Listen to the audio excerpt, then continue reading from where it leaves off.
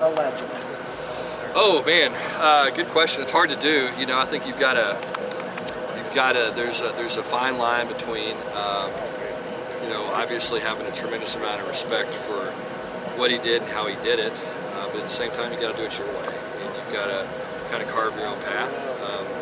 The great thing is, if you're following a legend, then you're someplace where somebody's had success. And I think at the end of the day, you know, that's what you want. You want to go someplace where there's a solid foundation that you can build on, and there's certainly that at TCU. And so, not going to be easy, you know. I mean, it's like I said earlier, Gary Patterson is synonymous with TCU football, and deservedly so. But we've got to go out and carve our own path and do what we do, and certainly try to match or exceed what he was able to do. Coach, you mentioned on stage about your offensive lineman, and then you mentioned on stage about you're sure about your offensive lineman. How much will that be a helpmate while you try and figure out your quarterback situation? Yeah. You know, I think you know, there's a lot of things that make it easier for your quarterback. You know, when you can, number one, when you can run the ball, that makes it easier for your quarterback, and obviously when you can protect the passer, that makes it easier for your quarterback, and takes a little bit of heat off of them. And so, you know, I've been places before where, you know, you drop back and through, and the quarterback was holding on for dear life every single time he threw it, you know, and until you could get those guys to come along a little bit. And, you know, the good thing is I don't think we're going to be in that kind of situation. And so, you know, it's gonna make it easier. It's going to make his job easier. You know, I think our quarterbacks got to understand they don't have to go out and win games for us. They just got to go out and do a good job of managing the game, getting the ball to playmakers, make good decisions, and then, you know, as they get more confidence, then we'll ask them to do more and more. And so that's kind of the way the progression normally takes place. And excited about, you know, what we have and who we have, and anxious to see how it all comes together. So anyway, there's multiple quarterbacks and they're trying to go ahead and figure out if coach who's the right way to go, but having a guy like Max and having a chance to starting reps, does that benefit you going into practice? Oh yeah, yeah. I mean, look, it's hard to overestimate how important you know, getting reps at the quarterback position is. I mean, it's very, very important. I mean, there's no other way to simulate it other than going out and foot. You know, and so it's a little bit like pitching. You know, it's just, or hitting. If you're a hitter, it's one thing to hit off a machine all the time. It's another thing to hit live pitching. And it's the same thing as a quarterback. I mean, you can throw all the 7-on-7 you want to throw, but there's one thing about these guys rushing and all the things that you have to do, not only, to be able to throw a ball successfully when it comes to shuffling, creating space, you know, having a clock in your head, just all the things that, you know, quarterbacks have to do. And so, you know, because of that, reps are critical. So that's why it's important to us to figure out who it's going to be, invest as many reps as we can in them, and then, you know, develop the offense around them. You know what I'm saying? We don't want to ask guys to do things that they can't do. We want to put them in positions to be successful. And then again, we've got a good track record. Being a first-year head coach, how do you define success in year one at TCU? Oh, you know, that's a good question. I'll have a better idea of that really once we get to fall camp. I think, you know, I'm trying to answer the question as honestly as I can. You know, I think that, you know, we came out of spring ball ahead of where I thought we'd be. You know, today is whatever, July 15th or whatever it is. I feel like we're ahead of where I thought we'd be today, just based on watching our players work out and stuff through the week. You know, I'm hopeful that when we start on August 2nd that we're still ahead. I'm hopeful by the time we play in September that we're still ahead. But that, you know, that's a day-to-day measurement that, you know, you've got to go out there and have that consistent approach day in and day out. So, you know, I think by about the second or third week of fall camp, usually you know, okay, look, here's what this team's capable of. I don't think we know that right now. So every team, what you want is you want those guys to reach their capabilities. And as of today, I'm not sure what that is. And as we get into it, we'll have a little bit better idea. As realignment shifts teams from traditional rivalries, how do you see the factor of traditions in college football left? Yeah, well, I think that's what's made college football. You know, I think that's why, you know, you have the passion that you have. Is you know, it's because these folks work together in these companies, and they go to the games and they wear their school colors and just scream and yell at each other across the field 3 hours on Saturday, and then show up on Monday and stand by the water cooler together, and and go back to their banking or their real estate or whatever they're doing. And so, I think that's what's made college football great, is that those kind of that kind of investment goes back to what I said earlier. I mean, emotional investment is probably the most important thing, because that's how you create a passionate fan base. And a big part of that is tradition and history. So I think in some ways, we're getting some of that back, obviously, with Houston coming back to the league. I know it goes back all the way to the Southwest Conference days, and if you ask our players what the Southwest Conference was, not one of them would know what it was, but a lot of our fans do.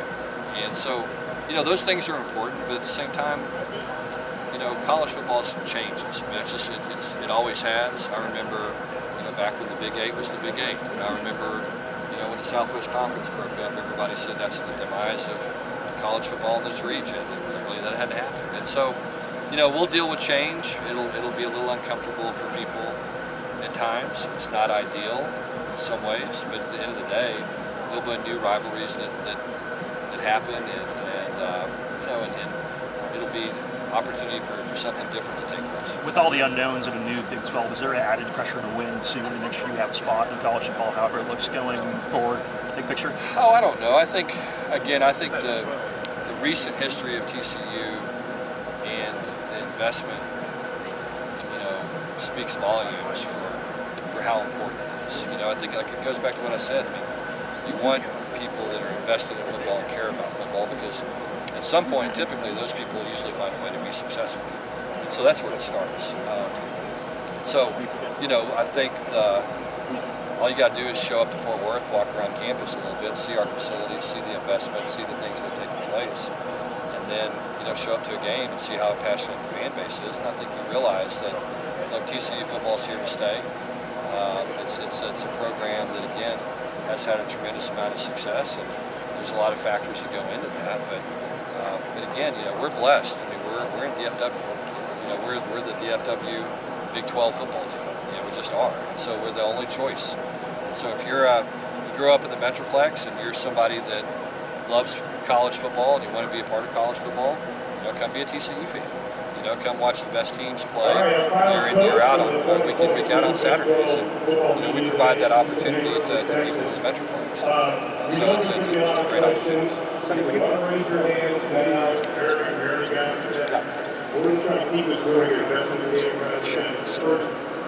Yeah. Well, I mean, I think it's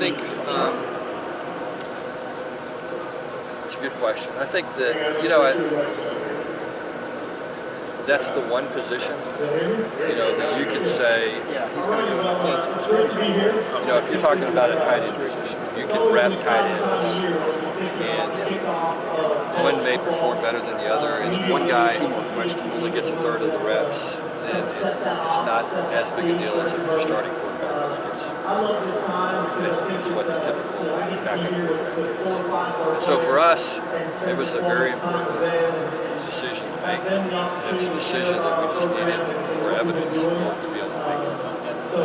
And so, I felt like that, if you put on the Baylor game last year and you watch Chandler play in that game, you go, well, this guy's got to be a starting quarterback. When you put on some other games in Max's career, you watch him perform, you go, well, this guy's got to be a starting quarterback. So what we have is we got a unique opportunity where we have two quarterbacks that played at a very high level, that both have, I think, a very high ceiling. But we've got to see who the most consistent one is. At the end of the day, the two things that I want from that position is I want the guy that makes people around him better, and I want consistent people.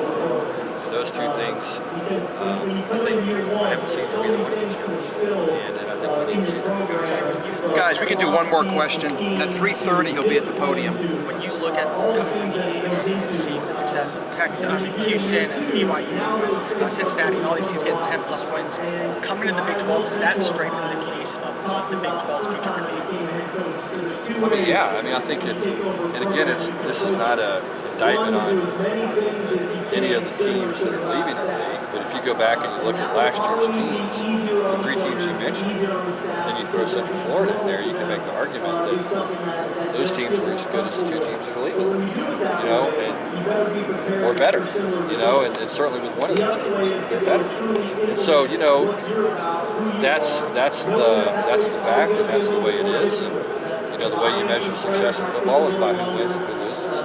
And so, on that measurable alone, I think the conference in some ways got better when it comes to football. Now, is that going to be the case, you know, consistently, and is that going to be the long-term case?